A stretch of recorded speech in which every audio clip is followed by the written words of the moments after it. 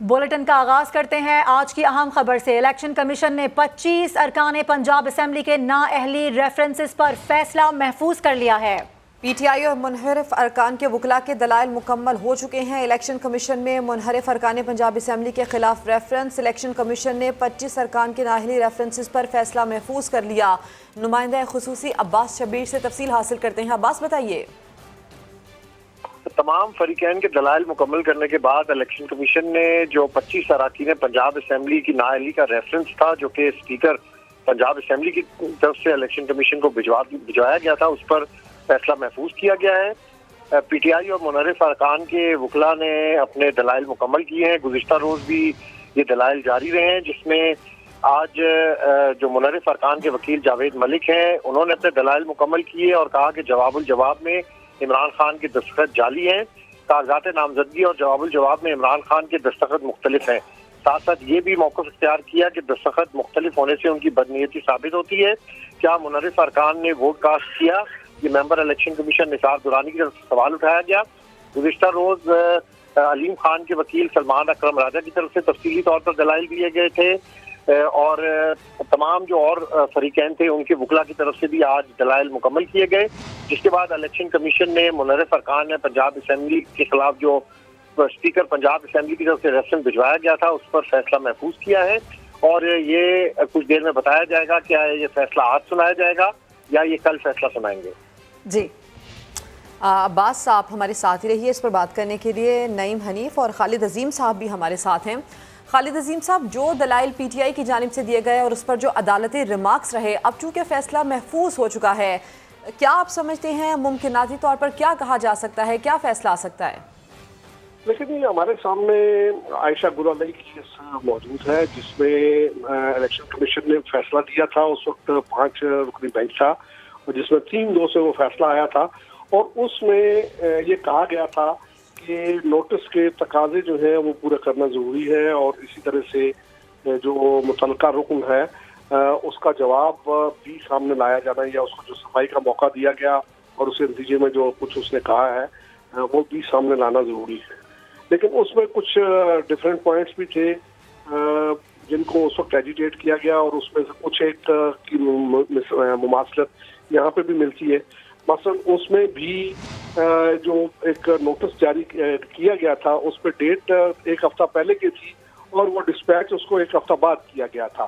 तो उस चीज़ को भी इलेक्शन कमीशन ने उस वक्त उठाया था और बाद में उसके खिलाफ जो है वो पीटीआई गई थी सुप्रीम कोर्ट में भी, लेकिन सुप्रीम कोर्ट ने उसको बिल्कुल इब्तदा में ही उसको खारिज कर दिया था और उसमें उन्होंने इलेक्शन कमीशन के फैसले को बरकरार रखा था और वो जो वजूहात हैं उनको भी उन्होंने दोबारा उसमें उसकी तायीद की थी।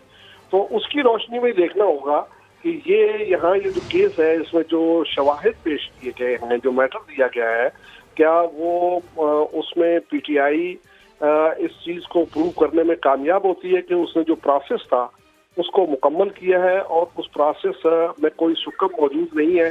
अगर तो उसमें कोई सुकम मौजूद नहीं होगा तो अगली बात जो है वो तो एक तयशुदा है, क्योंकि वो तमाम अरकान जिनको मुनहरिफ अरकान कहा जाता है, जिनके खिलाफ रेफरेंस है, वो इस बात का न सिर्फ इकरार करते हैं बल्कि रिकॉर्ड के ऊपर है कि उन्होंने वोट डाला था हमजा शहबाज शरीफ को।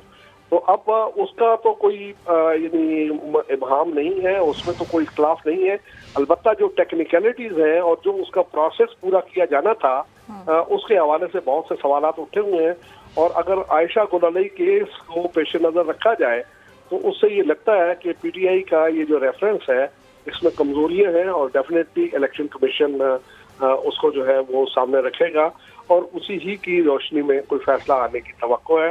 अलबत्ता ये जो पीटीआई की तरफ से दावा किया गया है वो ये है कि वो हिदायत जो कि पार्टी के सरबराह की तरफ से जारी हुई थी वो ज़बान ज़द आम थी, वो मीडिया पे भी थी और हर एक को मालूम था कि उसके बारे में पार्टी की पॉलिसी क्या है और ये उनकी हिदायत आने से पहले ये जो अरकान है ये वाज़ेह तौर पे ऐलान कर चुके थे कि ये पार्टी लाइन के खिलाफ वोट देने जा रहे हैं और ये मुस्लिम लीग नून के कैंडिडेट हमजा शहबाज को वोट देने के हक में पहले ही ऐलान कर चुके थे और उसमें दलील दी जाती है। ठीक है कि खालिद इससे साहब, यही पहले- नुक्ता जो आप उठा रहे हैं, हमारे साथ मौजूद हैं नईम हनीफ साहब, उनकी जानिब भी बढ़ेंगे। नईम हनीफ साहब, बड़ा अहम दिन है आज, मुनहरिफ अरकान के हवाले से बड़ा अहम फैसला आना है। पंजाब असम्बली की बात की जाए तो यहाँ पर तो मुनहरिफ अरकान ने वोट डाला था, लेकिन नेशनल असम्बली में नहीं डाला। किस तरह से आप देख रहे हैं, फैसला मुख्तलिफ हो सकता है?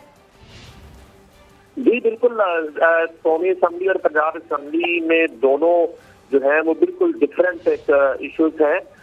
कौमी असम्बली में जैसे पहले भी हम बात कर रहे थे कि वहाँ के जितने अरकान कौमी असम्बली है मुनहरफ, उनमें किसी तरह का कोई खौफ नहीं पाया जा रहा कि उनके खिलाफ कोई इस तरह की कार्रवाई या उन्हें नाअहल करार दिया जाता है, इसलिए कि वहाँ फ्लोर क्रॉसिंग नहीं हुई। मगर जहाँ तक पंजाब की बात है तो यहाँ ये जो 25 अरकान हैं, इन्होंने बिल्कुल जैसे खालिद साहब फरमा रहे थे कि अपनी पार्टी पॉलिसी के खिलाफ और चेयरमैन पार्टी इमरान खान की हदायत के खिलाफ बरक्स उन्होंने यहाँ पर हमजा शहबाज शरीफ को वोट दिया। और यहाँ पर तो ज्यादा इम्कान यही है कि इनके खिलाफ फैसला आएगा, जिसके बाद ये अरकान जो है वो सुप्रीम कोर्ट ऑफ पाकिस्तान से रिव्यू करेंगे, जो मेरी इतलात है। और यहाँ ज्यादा इम्कान यही है कि आइन आर्टिकल 63A के तहत इनके खिलाफ कार्रवाई जो है वो अमल में लाई जा सकती है। अलबत्ता सिर्फ डीसीट किया जाता है या नाअहली होती है, और नाअहली होती है तो उसकी मुद्दत 1 दिन और होती है, या ताहयात नाअहली की बात की जाती है, ये कहना कबल वक्त है। मगर मेरे पास जो इजलास है, अगर यहाँ जो है वो फैसला इन 25 अरकान के खिलाफ आता है और इन्हें डीसीट किया जाता है, और इसके बाद एक बड़ा इंपॉर्टेंट मरहला यहाँ पे शुरू हो जाएगा। मैं आपको याद करवाना चाहता हूँ कि यहाँ पर स्पीकर पंजाब असम्बली चौधरी परवेज इलाही के खिलाफ भी अदम एतमाद की तहरीक पेश हो चुकी है। डिप्टी स्पीकर दोस्त मोहम्मद मजारी के खिलाफ भी अदम एतमाद का प्रोसेस जो है वो पेंडिंग है। और इसके साथ ही साथ जो 186 का जो नंबर है, जो वज़ीर आला मुंतखब होने के लिए जो नंबर है, वो नंबर भी टूट जाएगा। ना वो मुस्लिम लीग नून के पास नंबर रहेगा और ना ही वो नंबर पीटीआई के पास रहेगा। अब ये देखना यह है कि उसके बाद जो है दोबारा वोटिंग एतमाद का वोट लेने के लिए कहा जाता है वज़ीर-ए-आला पंजाब हमजा शहबाज शरीफ को। इलेक्शन कमीशन ने 25 अरकान पंजाब असम्बली के नाअहली रेफरेंस पर फैसला महफूज किया है। मुमकिन तौर पर क्या फैसला आ सकता है, इस पर हम बात कर रहे थे। खालिद अजीम हमारे साथ थे, नईम हनीफ हमारे साथ थे, दोनों का बेहद शुक्रिया। लाहौर हाई कोर्ट का रुख करते हैं, जहां वज़ीर आला पंजाब हमजा शहबाज की हलफ बर्दारी के फैसले के खिलाफ दायर अपीलें समाअत के लिए मंजूर कर ली गई हैं। तफसील हासिल करते हैं, अरशद अली हमारे साथ हैं। अरशद, बताइए इससे मुतालिक क्या मज़ीद तफसील है? जी बिल्कुल, जो है वो लाहौर हाई कोर्ट के जस्टिस सदाकत अली की सरबराही पर मुश्तमिल 5 रुकनी लार्जर बेंच ने अपीलों पर समाअत की है। दौरान समाअत पंजाब हुकूमत की जानिब से 2 जो वकील थे अल्लाह अफसरान जो है वो अदालत के रूबरू पेश हुए, जिस पर जो है वो लार्जर बेंच ने कहा कि ये इंतजामी मामला है। हमने सिर्फ एडवोकेट जनरल पंजाब को नोटिस जारी किया था, जिस पर जो है वो दोनों अल्लाह अफसरान की जानब से ये बताया गया कि हम जो है वो पंजाब हुकूमत की जानब से नुमाइंदगी कर रहे हैं, जिस पर अदालत ने उन दोनों को डायरेक्शन जारी की कि आप ये मामला बाहर हल करें। ताहम अदालत ने आइंदा समाअत पर पीटीआई के वकील को मजीद दलाइल अपीलों पर जारी रखने के अहकाम जारी किए हैं, और पीटीआई की जो अरकान की अपीलें हैं उसको बाकायदा समाअत के लिए मुकर्रर कर लिया है। जी अरशद अली, तफसील के लिए आपका शुक्रिया। अहम खबर है, वज़ीर आज़म शहबाज शरीफ की ज़ेर सदारत वफाकी काबीना का इजलास। ज़राए के मुताबिक काबीना ने भी इस्लाहात के बगैर फौरी इलेक्शन में जाने की मुखालिफत कर दी है। बात करते हैं उस्मान खान से। उस्मान, बताइए क्या तफसील है इस इजलास की? जी बिल्कुल, तकरीबन 2 घंटे से ज़ायद ये इजलास जारी रहा है, जिसमें बहुत सारे मुल्की और अहम अमूर जो है वो ज़ेर बहस आए हैं। वफाकी काबीना ने इस्लाहात के बगैर फौरी इलेक्शन में जाने की मुखालफत कर दी है। काबीना ने रिटायरमेंट डायरेक्टर रिपोर्ट जो है उसको भी मुस्तरद कर दिया है। मुल्की बेहतरी के लिए सख्त फैसले नागुज़ीर हो चुके हैं। काबीना अरकान की जानिब से सिफारिश की गई है और गरीब अवाम को रिलीफ दिया जाए। अमीर तबका पिछड़े हुए तबके की मदद के लिए आ गया है, ये भी मुतालबा सामने आया, और माशी बहरान से निपटने के लिए सख्त फैसले करने की सिफारिश की गई है काबीना अरकान की जानिब से। और ये भी कहा गया कि हमें वक्त ज़ाया किए बगैर गरीब आदमी का सोचना होगा। कराची में जो दहशतगर्दी के वाक़यात हैं उस पर काबीना ने तशवीश का इजहार किया, और वज़ीर दाखिला राना सनाउल्लाह को सिंध हुकूमत से मिलकर अमन और अमान के लिए इक़दाम उठाने की हिदायत की गई है। IT के शोबे की बरामदात 2 साल में बढ़ाने की हिदायत की है, और बरामदात बढ़ाने से मुतल्लिक़ वज़ारत IT की सिफारिशात जो मंजूर कर ली गई हैं। पाकिस्तान की 75वीं सालगिरह के मौके पर यादगारी नोट छापने से मुतल्लिक़ स्टेट बैंक का जो एजेंडा आइटम था उसको मुस्तरद कर दिया गया है। इन यादगारी नोटों के छापने पर $6.64 मिलियन जो है वो लागत आनी थी। यादगारी करेंसी नोट गैर मुल्की कंपनी के जरिए प्रिंट होने थे, जिस पर वज़ीर आज़म का कहना था कि मुल्क शदीद माशी बहरान का शिकार है, इतने सारे अखराजात नहीं किए जा सकते, और बदतरीन माशी बहरान में मुल्क खबर की तफसील आपने दी उस्मान, आपका शुक्रिया। शेख रशीद अहमद कहते हैं हुक्मरान इत्तेहाद में टूट फूट शुरू हो चुकी है। एमटीएम ने इलेक्शन का कह दिया, एक आध और जमात गई तो हुकूमत खत्म हो जाएगी। 31 मई तक बड़े बड़े फैसले हो जाएंगे, उन्होंने ये भी बता दिया। जो इत्तेहाद है उसमें टूट फूट शुरू हो गई है। एमक्यूएम ने कल कह दिया कि हम इलेक्शन के साथ हैं, उनकी साथ वोटें हैं और हम अपोजिशन में बैठ सकते हैं। एक आधी पार्टी ने और कह दिया कि हम अपोजिशन में बैठने लगे तो इनकी अक्सरियत खत्म हो जाएगी। पंजाब में कोई हुकूमत नहीं है, पंजाब में कैबिनेट नहीं बन सक रही और अगर 63A का फैसला हो गया तो इसका मतलब ये है कि पंजाब में हुकूमत खत्म है।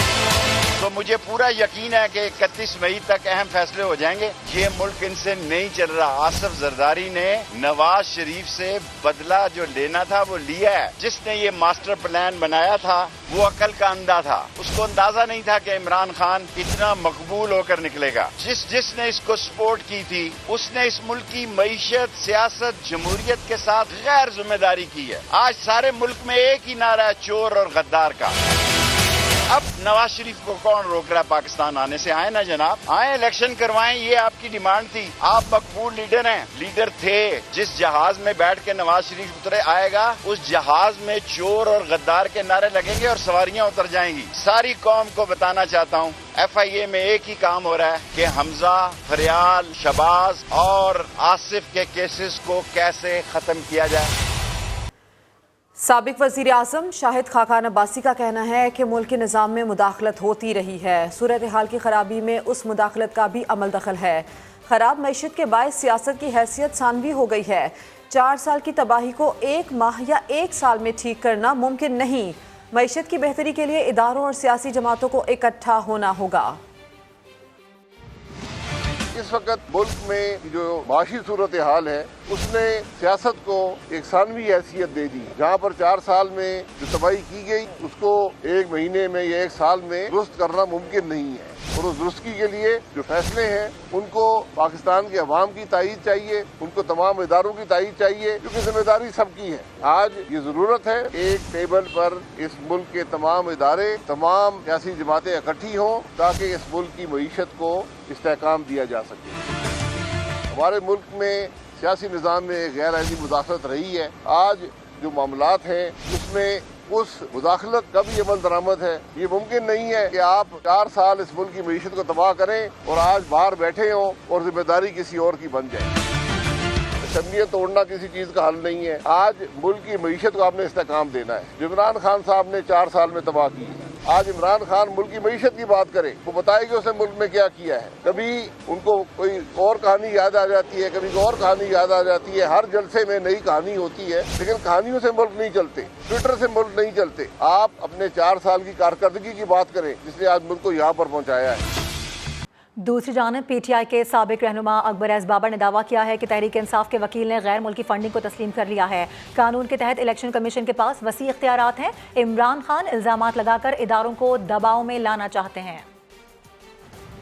एक बड़ी दिलचस्प बात सामने आई कि आज उन्होंने तमाम गैर मुल्की कंपनियों से जो फंडिंग हुई है उसको तस्लीम किया।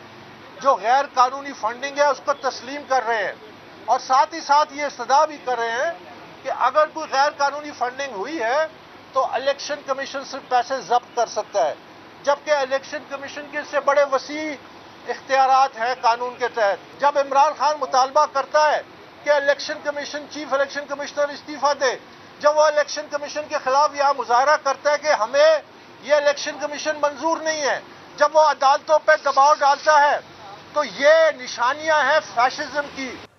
कोहाट में PTI के जलसे से पहले आंधी आ गई। तेज हवाओं और हल्की बारिश के बाद पिंडाल में क्या सूरत हाल है, जानते हैं समा के नुमाइंदे उमर बिन आसिफ से।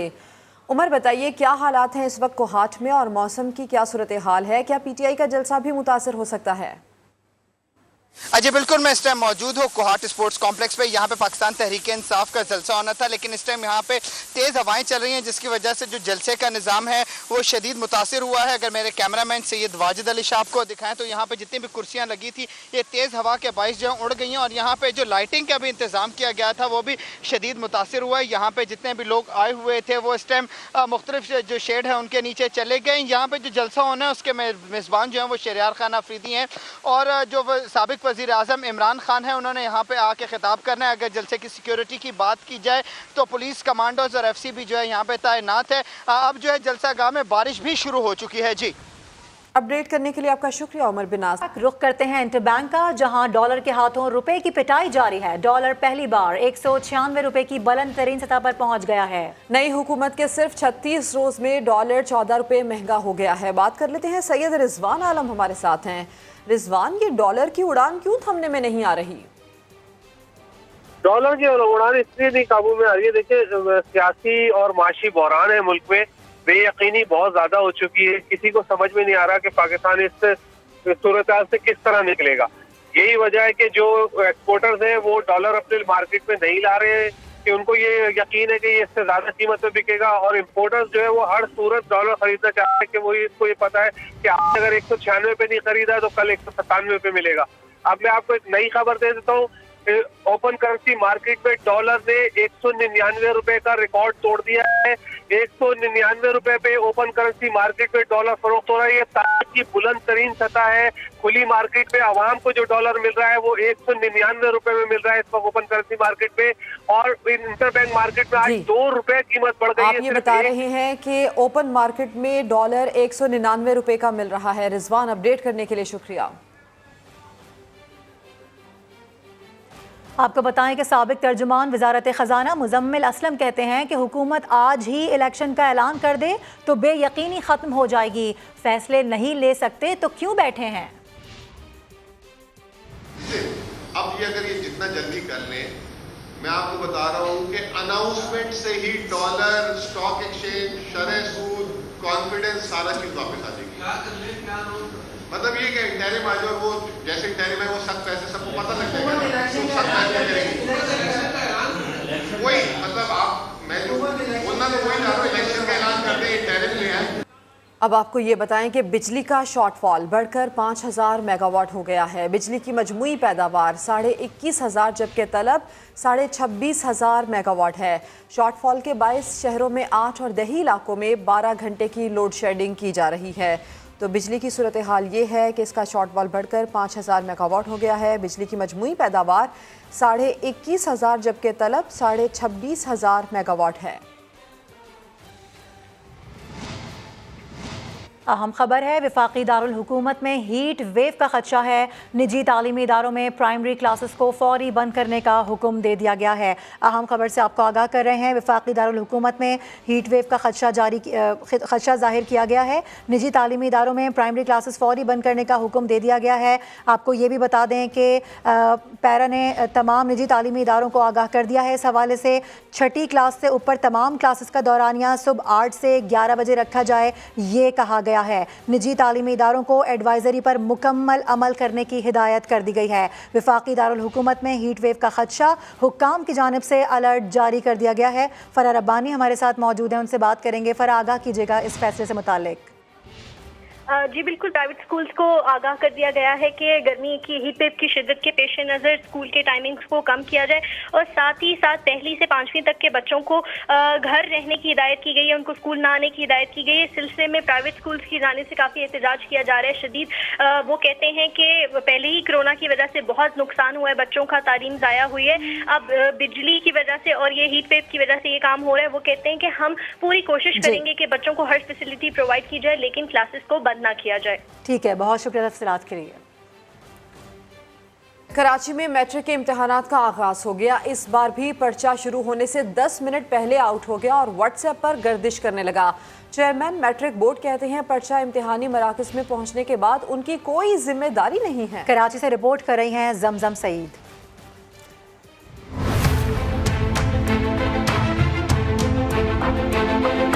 ये है chairman Karachi matric board Sharaf Ali Shah. इस बार ये इम्तिहान तो वक्त पर शुरू कराने में कामयाब रहे हैं, मगर दफा 144 नाफिज करने के बावजूद पेपर आउट होने से नहीं रोक सके। समा ने कंप्यूटर साइंस का पर्चा 9:20 पर व्हाट्सएप पर आने का सवाल किया तो शरफ अली शाह ने कहा पर्चा मराकज पर पहुंचने के बाद उनकी कोई जिम्मेदारी नहीं है। दफा 144 लगाई गई है, लेकिन उसके बावजूद पर्चा भी जो है 9:20 पर व्हाट्सएप पर मौजूद। अगर पर्चा सेंटर पहुंच जाता है तो सेंटर सुपरिटेंडेंट की जिम्मेदारी होती है। हम क्योंकि पर्चा आउट होता है, 20 मिनट आउट होना, मोबाइल फ़ोन किसी ने शरारत करके मोबाइल फ़ोन से कॉपी निकाल कर खींच दी है, तो ये बोर्ड की जिम्मेदारी नहीं है। दूसरा बड़ा मसला एडमिट कार्ड का सामने आया। बहुत से ऐसे तलबा के वालिदैन भी दिन 11 बजे तक एडमिट कार्ड के लिए बोर्ड ऑफिस में मौजूद थे, जिनका पर्चा दोपहर 2:30 बजे था। मैम एडमिट कार्ड नहीं दे रहे, आज तीसरा दिन हो गया, रोज आना चक्कर लगा रहे हैं, 4-4 घंटे 6-6 घंटे यहाँ पे खड़े हो रहे हैं, फिर भी एडमिट कार्ड नहीं मिल रहा है। आज 2 बजे पेपर है, अभी तक हम लोग ये लाइन पे ख्वार हैं, 3 दिन से ख्वार हैं, 15 तारीख तक 15 को बुलाया, आज 17 होगा, ये आज पेपर है 2:30 बजे, लेकिन अभी तक आप देख रहे हो किस तरह बुरा हाल है। समा ने एडमिट कार्ड का सवाल शरफ अली शाह के सामने रखा तो उन्होंने इस मसले को तस्लीम करने से ही इनकार कर दिया। हमने 9:30 बजे वहाँ से रिपोर्ट किए, वहाँ पर कितने ही बच्चे सैकड़ों की तादाद में खड़े हुए। कोई भी नहीं था। 8 बजे मैं पहुंचा हूँ, सुबह तक कोई बंदा नहीं था जो एडमिट कार्ड के लिए वहाँ खड़ा हो। चेयरमैन मैट्रिक बोर्ड ने के इलेक्ट्रिक से पर्चों के दौरान लोड शेडिंग ना करने की अपील कर रखी थी, मगर नॉर्थ नाज़माबाद ब्लॉक एम के स्कूल के इम्तिहानी मरकज में वायरिंग की वजह से पंखे ही नहीं चल सके और तालबात गर्मी से परेशान नजर आईं। मैडम बताइएगा पंखे क्यों नहीं चल रहे क्लास? असल में फ़ैन तो चल रहे हैं, मगर ये है कि वहाँ हम उसका कोई तार का कोई मसला हो गया, हमने इलेक्ट्रिशियन को बुलाया हुआ है अभी। गुज़िश्ता साल तो कराची मैट्रिक बोर्ड इम्तिहानात वक्त पर शुरू करने में ही नाकाम रहा था। इस बार पेपर वक्त पर तो शुरू हो गया है, मगर आउट होने से रोका नहीं जा सका। कैमरामैन अली मुशर्रफ के साथ जमजम सईद, समा, कराची। जो मसाइल थे जमजम सईद हमें बता रही थी, उनकी रिपोर्ट आपने मुलाहिजा की है, इस वक्त हमारे साथ ही मौजूद हैं। एक और मसला है, कराची में आज शुरू होने वाले इम्तिहानात मैट्रिक बोर्ड की नाकिस हिकमत अमली की वजह से मजाक बन चुके हैं। औरंगी टाउन में तुलबा को गंदे फर्श पर बिठा दिया गया है। जमजम, क्या डिटेल्स हैं?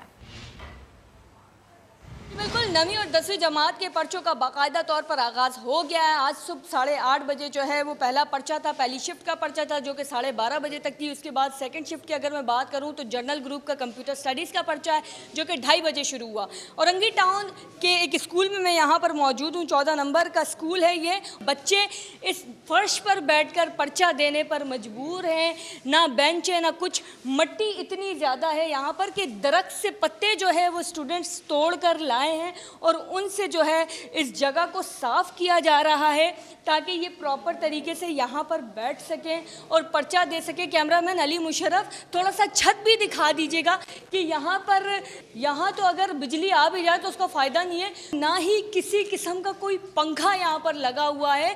ऊपर से ऐसे गर्मी में इस हालत में अली मुशर्रफ दिखाइएगा, इस हालत में बैठ के स्टूडेंट्स पर्चा दे रहे हैं। ये एक सवालिया निशान है बोर्ड ऑफिस की कारकर्दगी पर कि इतने मुश्किल ऐसे ये तालीम का हाल देखिएगा। अली मुशर्रफ ये दिखाइएगा, ये महकमा तालीम अगर देख रहा है, कोई अफसर देख रहा है, कोई जिम्मेदार देख रहा है तो ये हालत है हमारे मुल्क में इस तालीम का। बुलेटिन के आखिर में बताएं, कराची आर्ट्स काउंसिल में हिस्पानवी सकाफत के रंग बिखर गए। हिस्पानवी जोड़े ने रिवायती रक्स फ्लेमेंको पर खूब दाद समेटी, आपको दिखाते हैं।